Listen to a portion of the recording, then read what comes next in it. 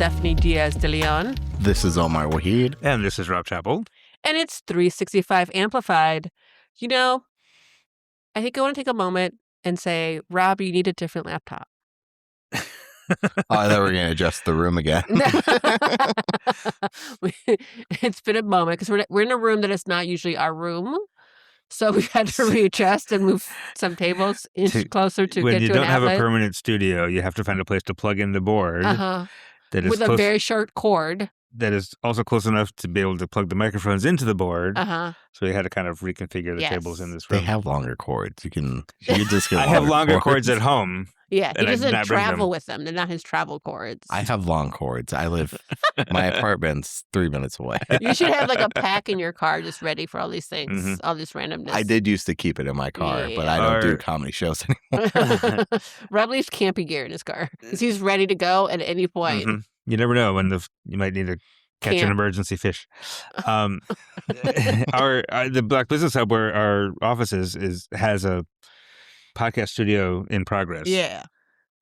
So someday we'll just have that. We'll talk about it. But also, I just think your laptop is random. Oh, yeah, back to my laptop, yeah. I think your laptop is random because it also has this like mode of going into tablet. It's a tablet. It's like which you don't need. You can flip it over and it becomes a tablet. And it has, but I had to turn the touch screen off because anytime it had dust or anything on the screen, it would like act like it was being touched and go crazy. So now if I close it and open it, like half the time it goes into tablet mode and you can't use the keyboard. Uh-huh. Did you try turning it off and back on? He did. Literally, that's what you do. That's what you do to fix it. But because it's a Chromebook, it takes only like 10 seconds to restart, which is nice, but it's still yeah. I think you need a grown-up laptop. Oh, it's a Chromebook. That's why. Those are so cheap. I know. No, that's why. It's also was weird for a couple years there when Rob first got this laptop, that whenever he moved to use my MacBook for something or like whatever, he would always hit the screen. I'm like, it's not a tablet. It's a grown-up computer. It's a real computer. It's not a Fisher-Price one. It's a Fisher-Price. I knew you'd get mad about that. This is a high-powered computing machine connected to the internet. Yeah, where dust can ruin its day on the screen. My favorite thing about Chromebooks is it's still going. Back in the day, in college, we had these back terminals, which are like it was like back in the day. You have I was gonna say, they didn't have Chromebooks then. No, you'd have one big computer. I was gonna say. You'd have one big computer that would fill up like half a room in the late 1900s. A basement somewhere. Yeah, in the late 1900s, you'd have like a big computer in a basement somewhere, and you'd have all these terminals connected to it. Mm-hmm. And then and then the big revolution was you have the whole computer right here on your desk, and now we're back to the dumb terminal that doesn't have anything on its own, but is connected to a big computer, which is now the internet. It's like a big network of computers, but we're back. We've come full circle. Turns out we got it right the first time. Yep. Yeah. Right. You know what other building in town has a new podcast studio? I know. Is the Center for Black Excellence and Culture. That's what we call a segue, kids. Those who were not born in the late 1900s. Is that what you're saying? Yeah. The Center for Black Excellence and Culture officially opened this week on Wednesday, and we were all there. Dave and Omar and I were all there, taking pictures and just enjoying the space. We were all taking pictures? No. Well, as a group, as a collective, we were taking pictures, by which I mean Omar took some great pictures. And I got a little video and some quotes and stuff. And in fact, it's such a good event. And Dr. Alex G., the founder there and the CEO, and is a preacher at the lead pastor at Fountain of Life Church, which is right next door there. His speech was so good. Instead of an interview this week, I'm just going to drop that whole speech. Oh, I think that's a great idea. Oh, it was phenomenal. I got chills at the end. Absolutely. Yes. Especially what he says about Black culture. And I'm not even going to add to it. Just listen for it. Yep. But the center, it's like 37,000 square feet, 3 stories. Has a theater space, has a podcast space, podcast studio, as I mentioned, like an art studio, a literature room, a senior center, a beautiful art all over, co-working space. And the opening event in the morning or kind of midday was like who's who of Black Madison. Almost everybody we've ever covered was there. Yeah. Along with the governor and Representative Pocan and the mayor. Mayor of La Crosse came down. Yes. With a bus full with the of bus full like like, 25 people. So he's viewing that as a statewide thing. And I can imagine folks wanting Yeah. to view it that way. Yeah. But it is. Go ahead, Omar. When I did get there, I was looking. I was like, "Oh, where's Rob and Dave?" And I was standing behind Mark Pocan. I was like, "Oh, there's Rob." I did notice. Height. And you guys were wearing very similar outfits. Just really different pants. I noticed that he had khakis on. I had jeans on, but we both had the like Costco button-down shirt with the jacket. So it's a very Wisconsin, very Wisconsin thing though. Right now, yeah, it was my congressman from costume. the back. Yeah, the khaki jeans, indistinguishable, with the dress shirt and a sports jacket, and bald and short, and that's very funny. Better friend Bob Wynn from Climb was the MC. He did a great job. He's our office neighbor, like right next door to our office,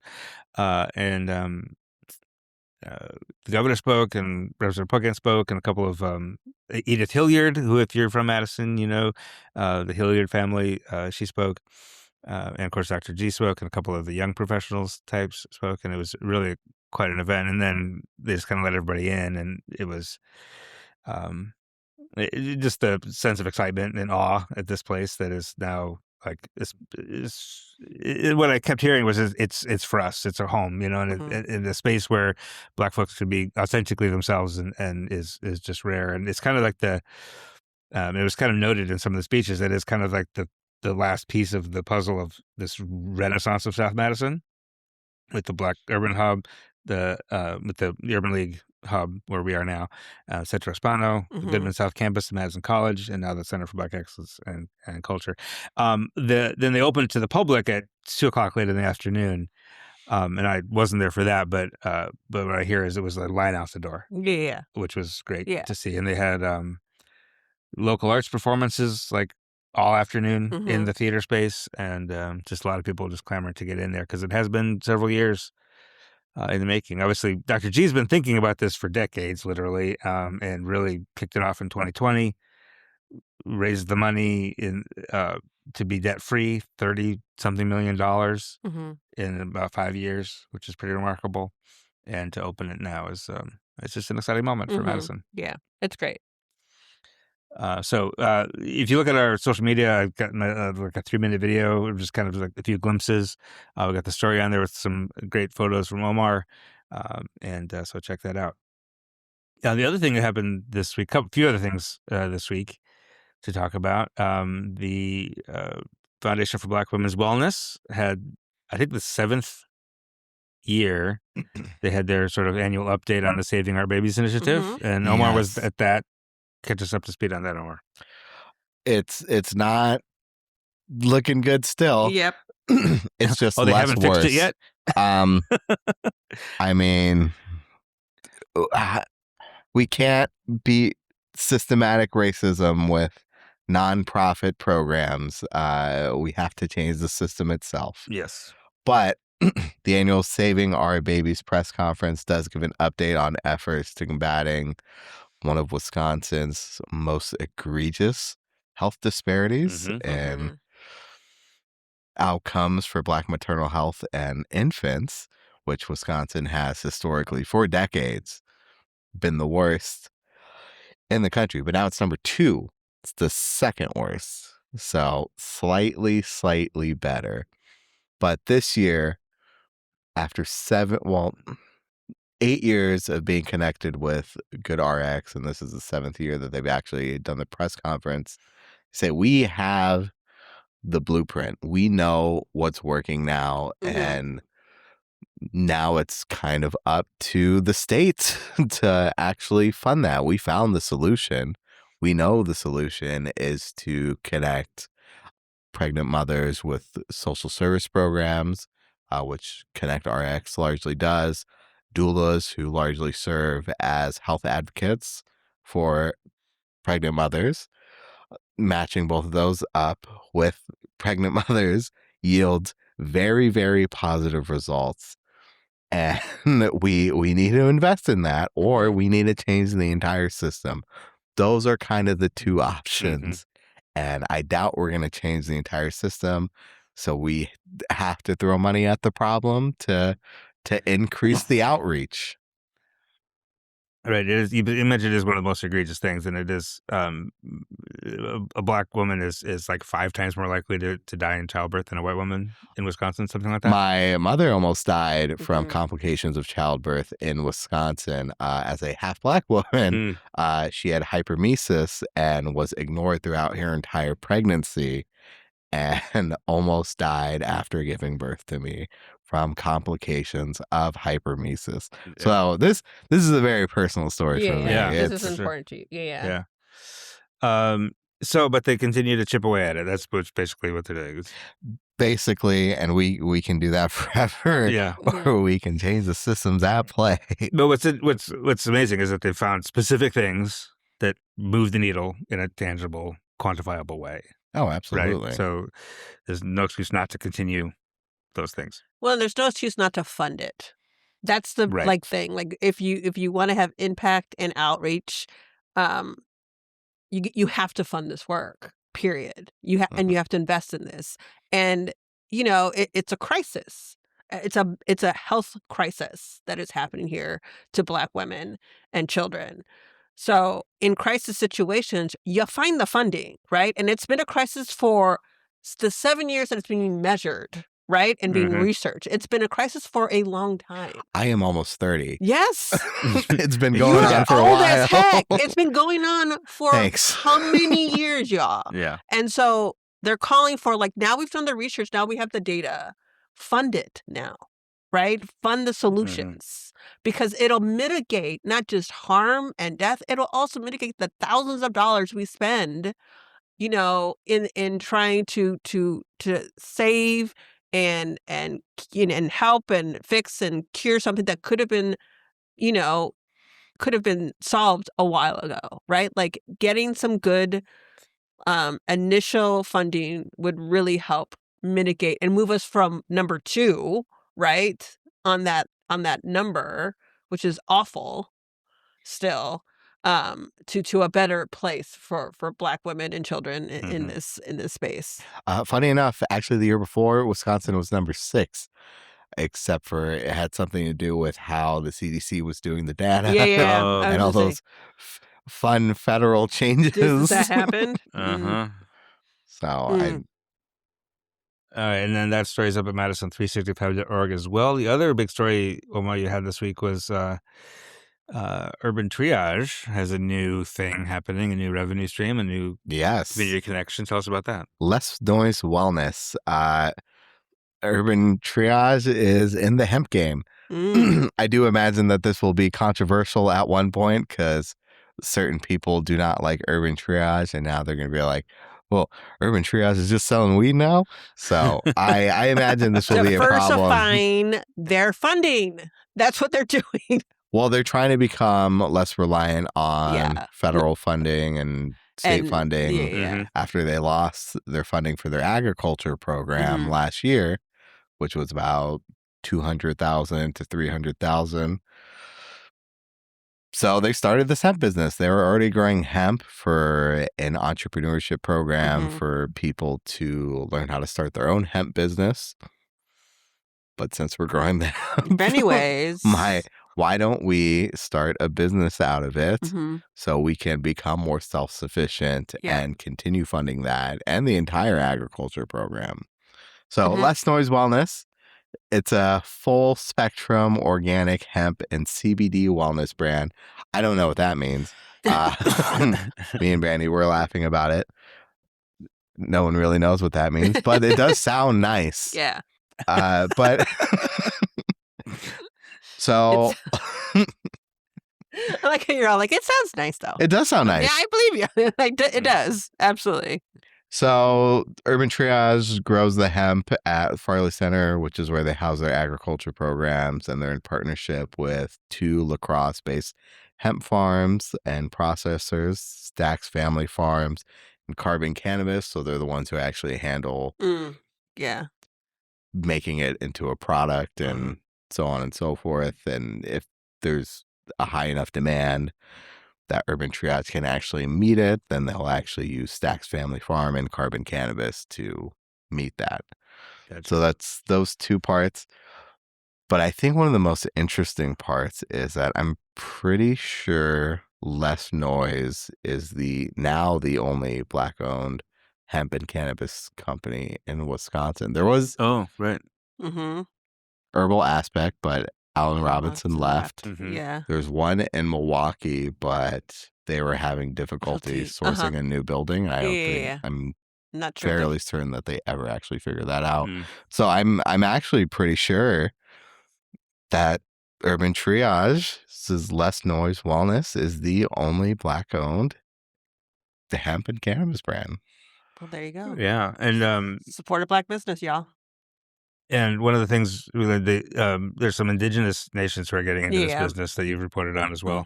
And one of the things that we learned that I learned from you is that because of the way the hemp business, well, I guess because of federal law. Do you just want me to say it? Yes, you say it. You describe it. So, in every single state, each cannabis industry is completely domestic. States can pass their own laws, but because it's federally illegal and interstate commerce clauses, they can't move it between state lines. So every state is purely domestic from its growth, its cultivation, its processing, and its sales. So everything you see in Colorado is grown, it's processed, and everything that's Colorado. And Wisconsin, even though it's not technically legal here, everything that is sold in the dispensaries around the state, all of that is grown in Wisconsin. And for Urban Triage, they have their own agriculture center. So they're growing it, and you know where it is. You can drive up to Farley Farms.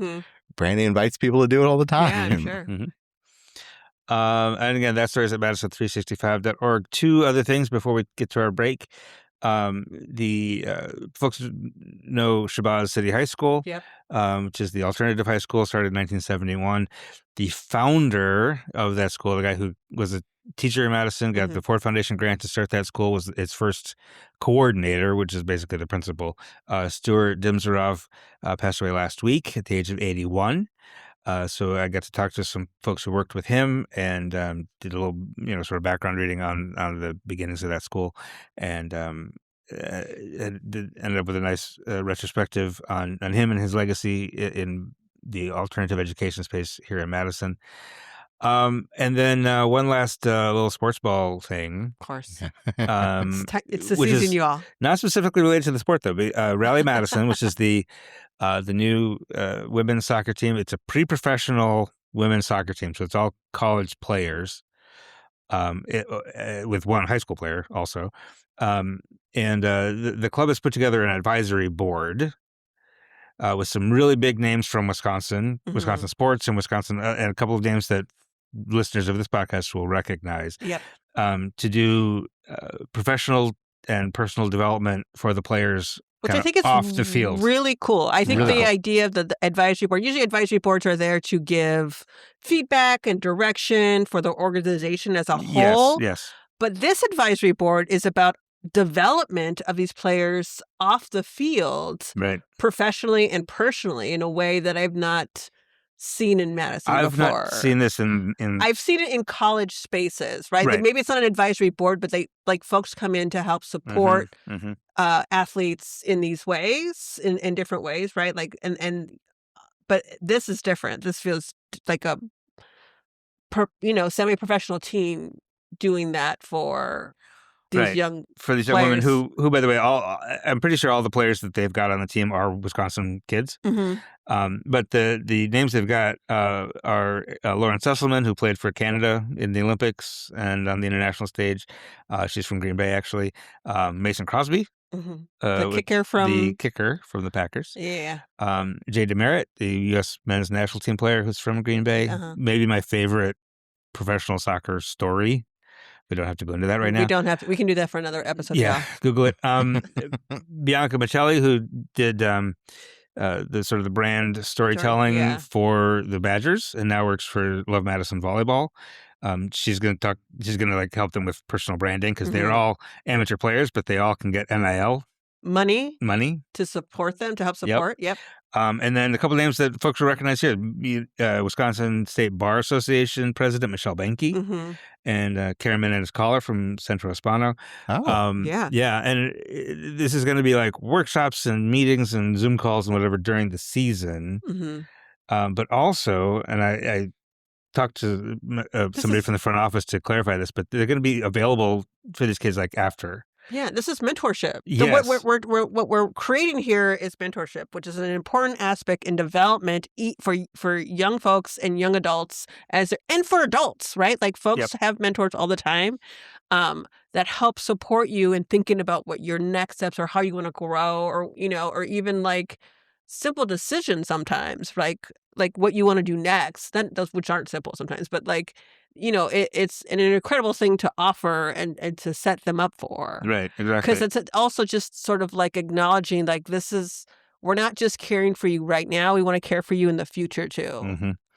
Right, at a time when the women's soccer is as a potential profession is changing a lot, to have this network of people you could email and say, I've got this brand deal contract. I'm not sure about. Yeah. Michelle Benke, could you advise? To be able to access these sort of experts and leaders is really, really important and really, really just a cool initiative on the part of the company. Yeah, what it means to be a professional. You like how you said, how you brand yourself, but also like how you support and show up for your community. Like it's an important thing, and I think it's great that they're doing that. Yes, it is. All right, we're gonna take a break, and when we come back, we're gonna hear from Dr. Alex G.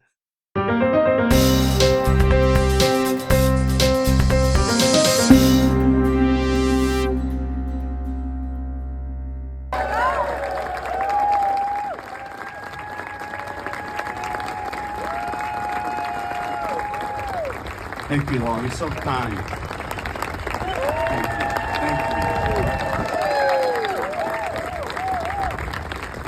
Thank you. Please have your seats. Let me just take a moment and take this in. Just a moment. Everyone else has stayed on time, so I want to make sure I don't mess it up. I think Mr. MC, am I the last person before ribbon cutting? Or just give me just a moment. Take your time. What a great day to be Black in Wisconsin. Heck, let me go big. What a great day to be Black in America. You all, I am so appreciative of this opportunity, of each of you showing up today, for this dream that's been rolling in my heart since I was a kid. Not only is it wonderful to celebrate this, but to celebrate it with you. I just want to also just say to my amazing team, both those who are part of my staff right now and all of the vendors and the subcontractors, you know who you are. We're going to take pictures in a little bit.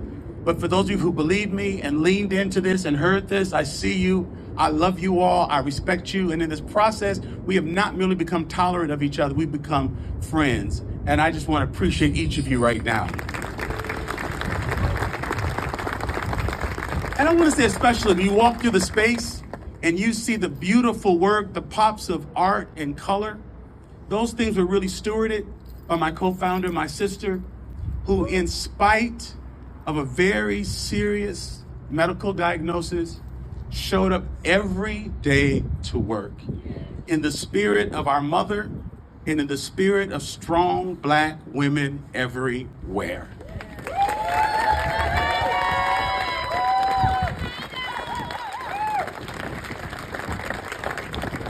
Thank you so much to you, Governor Evers. I was taught that you're not supposed to correct governors, but you gave us $6 million, sir.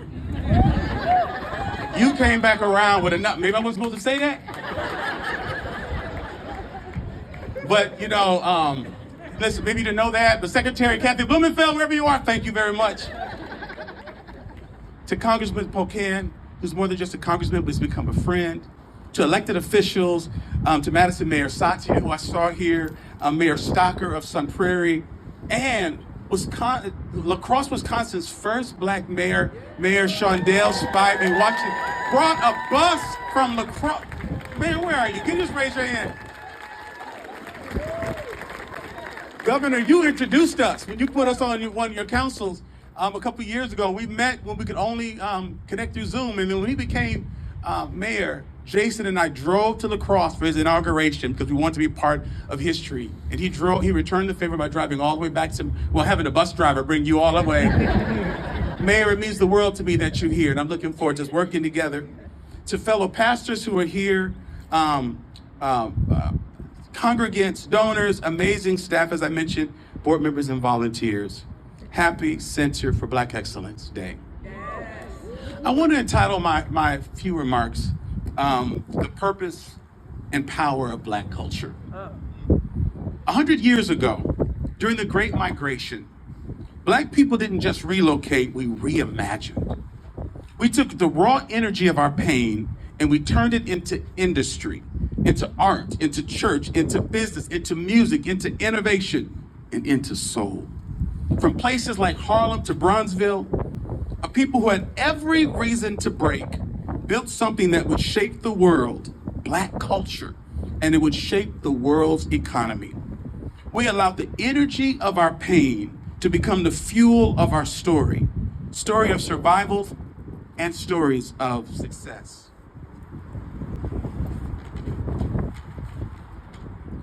Now keep in mind, everyone has culture.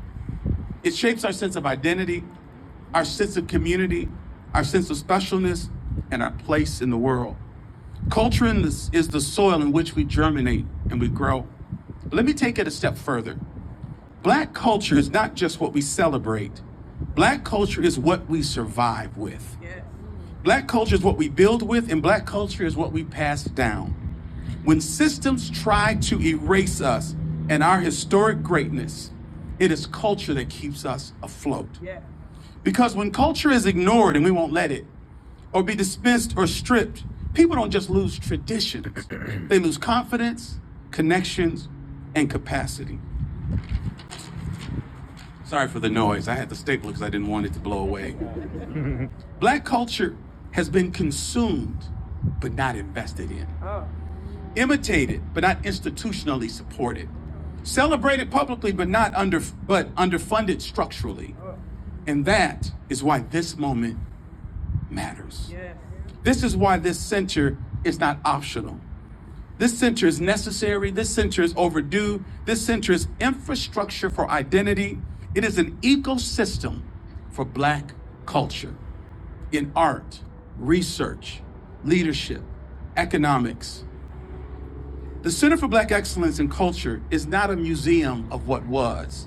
It's a blueprint for what is next.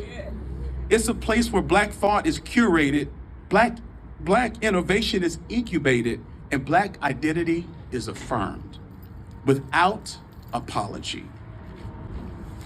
Because when culture is resourced, people don't just survive, they transform the world around them. And this is why and how all of Wisconsin will benefit from this. So today, we are not just opening this building to the public, we are opening possibility, we are opening dignity, we are opening vision. We're opening doors that generations before us only dreamed of walking through. And we're opening doors that the younger generations yearn to enter and experience. Those of you who have been following me and supporting me for a while, you know that I used to say early in this process, imagine if. And then at groundbreaking, I said, imagine when. But today I ask, who could have imagined that some would try to erase our rich culture and heritage? And even when books disappear, we stand even taller. We need spaces like this more than ever before to let the world know we're not going anywhere. And even if you feel that you can't read about us, you will learn about us because we're here to stay. So let this place stand as a declaration that Black excellence will not be minimized and Black culture will not be extracted without investment, that Black identity will not be questioned or diminished, but will be cultivated and celebrated and resourced. Because when culture is resourced, people don't just survive. We rise, we build, we lead, and we transform the world. Just think about it. I'm the son of two sharecroppers who who picked cotton as children, and I get to be a leader in my community. And from this day forward, we will remember this. You know, a few years ago, when I was meeting with Governor Evers on a Zoom call, he asked, Dr. G, how are you going to maintain this? Everyone wants to know the nonprofit, how are you going to maintain this?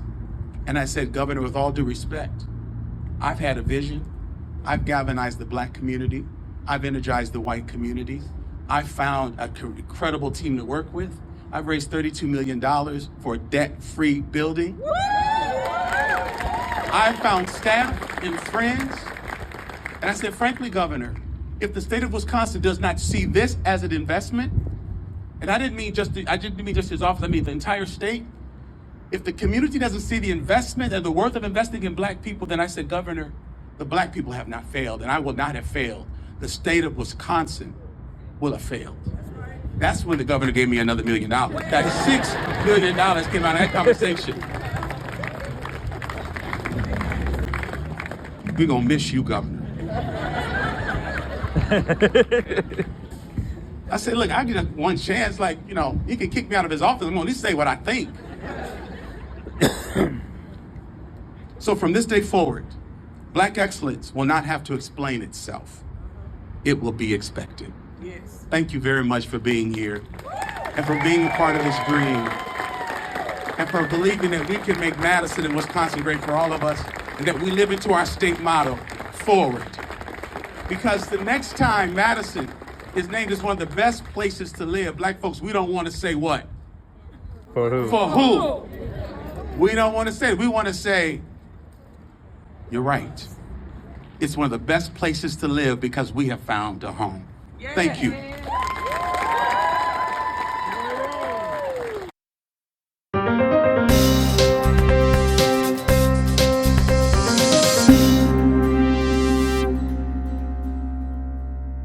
All right, and we're back, and we're going to move right into our question. What's a minor inconvenience that you have decided to take personally and will never forgive? Will never forgive. Restarting my laptop. That's why, okay. When it goes into tablet mode. I was going to say, like, maybe part of it came up from watching Rob try to deal with the board. And because I thought you were saying about your board. I didn't think it would be the laptop or the little SD card that never works. Mm-hmm. So. I'll think of a better one. No, I mean, I think it's fair.